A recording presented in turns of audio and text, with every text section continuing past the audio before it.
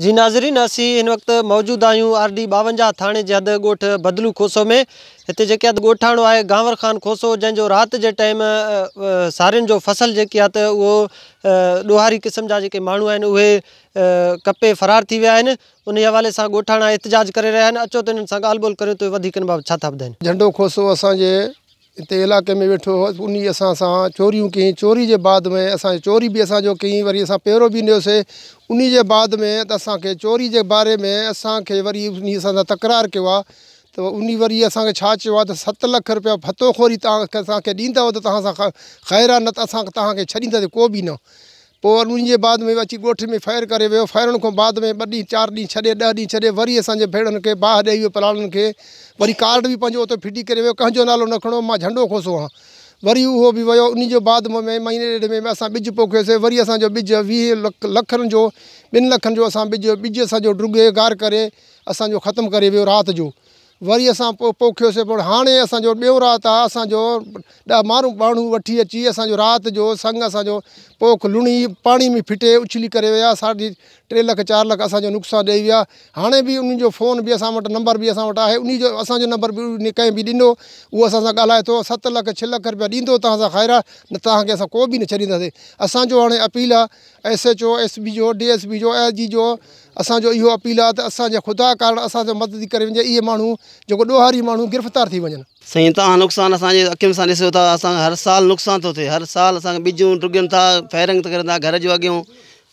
असांजे ॿाहिरि या घर खे वरी चवनि था पैसा ॾियो। असां ग़रीब माण्हू काॾे पैसा करणियूं। असां हेॾे रूबियूं करे मज़ूरियूं करे छा करे असां वक़्तु गुज़ारो कयूं था। हे चवंदा असांखे 7 लख 8 लख पैसा ॾियो। झंडो खोसो असांजा सारियूं कपे विया राति जो 10 माण्हू वठी करे। उन खां बावजूदि ॿिज जेको हुयो, ॿिज जो वॾो नुक़सानु करे वियो, ॿिज कटे वियो। उन खां बाद वरी अची करे घर में घिरी करे वॾा फायरिंग कई, फेड़नि खे बाहि ॾेई वियो। असां इहो अपील कयूं था पुलिस वारे खे, SHO SD सभ खे अपील कयूं था, ख़ुदा रा असांजो मदद करी वञे। अदा झंडो खोसो असांजे घर जे मथां हमलो करे थो।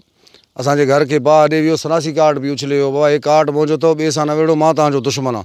5-7 लख रुपयो ॾींदो ठीकु आहे, न त तव्हांखे विढ़ण जे लाइ तयारु आहे, तव्हांखे मारींदुमि।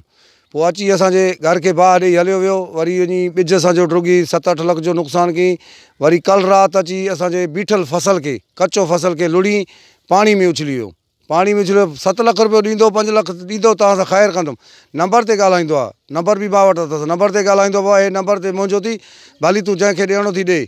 IG DIG SP साहिबु ऐं SHO RD 52 खे असां अपील कंदो आहे, महिरबानी करे इन खे गिरफ़्तार कयो वञे। असां सां नाजाइज़ी आहे। असां मज़ूर हारी आहियूं। असां वटि कोई एतिरो पैसो न आहे उनखे 5 लख रुपयो ॾेई पंहिंजो जान छॾायूं।